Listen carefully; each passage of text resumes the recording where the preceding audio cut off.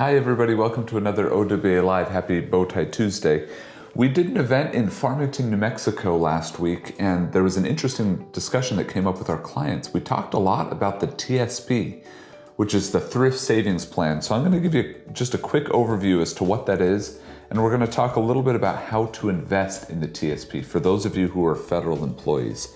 So the TSP doesn't apply to everybody, and not everyone is eligible to participate. As a matter of fact, the majority of you watching today probably cannot participate in the TSP.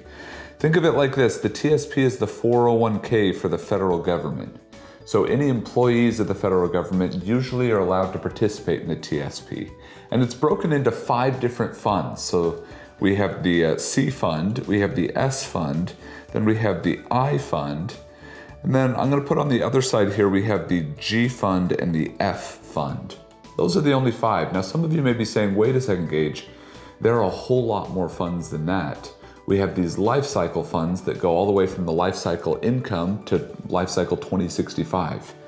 Just realize that the life cycle funds are a mixture of the C, the S, the I, the G, and the F that are pre-prescribed for anyone who is looking to set kind of a target date for their retirement. Now, we aren't a big fan of life cycle funds. We're not a big fan of target date funds because we think a lot of the times it blends things that you shouldn't necessarily be worrying about. Let's do a quick overview. So we're going to say red marker here, no life cycle funds. We want to avoid those. You would do better by allocating yourself just based off of your own risk tolerance.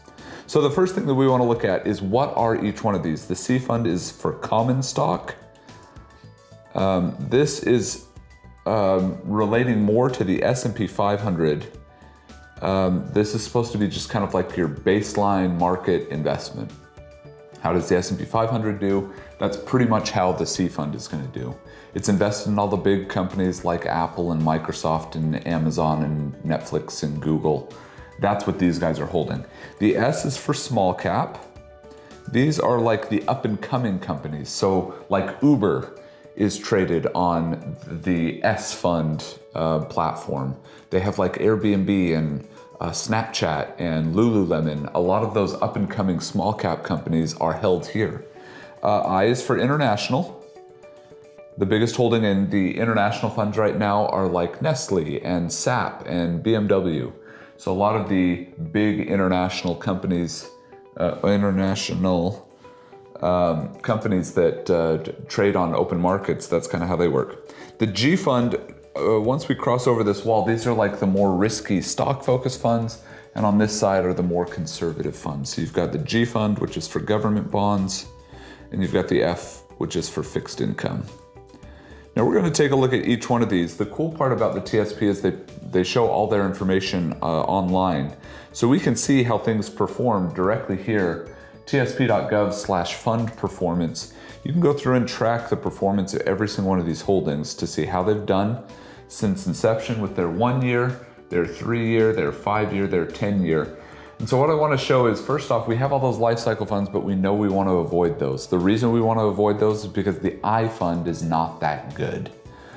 I'm sure I'll get some flack from someone for saying that, but internationals have not done well, and I don't think they're gonna do well. So why in the world would we allocate a portion of our allocation with those life cycle funds into something that isn't really performing all that well? We say stay away from them altogether. When we're looking at investing, we're going to focus on the G, the F, the C, and the S. We already know the I is cut out. I'm going to cut out another one here. The G fund really hasn't done anything in its history. So looking at its performance, yes, since inception it's done 5.72%. 4.7%. But look at the returns as of late. Their 1 year, their 3 year, their 5 year, their 10 year is sitting under 2%. I would say avoid that. There's some other threats there, like the Congress or the government can borrow against your G funds, and that's kind of weird.